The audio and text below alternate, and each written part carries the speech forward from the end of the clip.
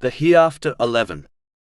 In a narration found in Sahih Bukhari, number 1372, the Holy Prophet Muhammad, peace and blessings be upon him, confirmed that there is punishment in the grave.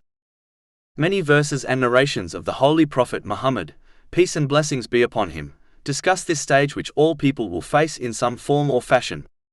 As it is inevitable, Muslims must prepare for it, as the light or darkness of the grave does not come from the grave itself. It is one's deeds which either darkens or illuminates their grave. Similarly, it is one's deeds which will determine if they face punishment or mercy in their grave.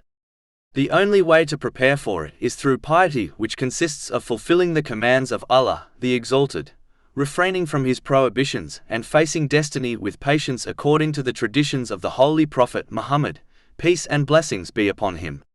This will ensure one uses the blessings they have been granted in ways pleasing to Allah, the Exalted.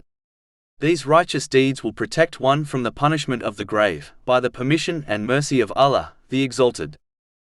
It is strange how a Muslim will dedicate much time, energy and wealth to making their worldly home comfortable, even though their stay in this world is short, whereas they pay little attention to making their grave comfortable, even though one's stay in the grave will be long and more serious.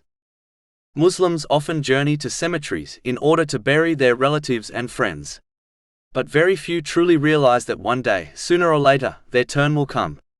Even though the majority of Muslims dedicate the majority of their efforts to pleasing their family and earning wealth over pleasing Allah, the Exalted, through righteous deeds, a narration found in Jami' at-Tirmidhi, number 2379, warns that these two things, which Muslims give priority to, will abandon them at their grave and only their deeds will remain with them.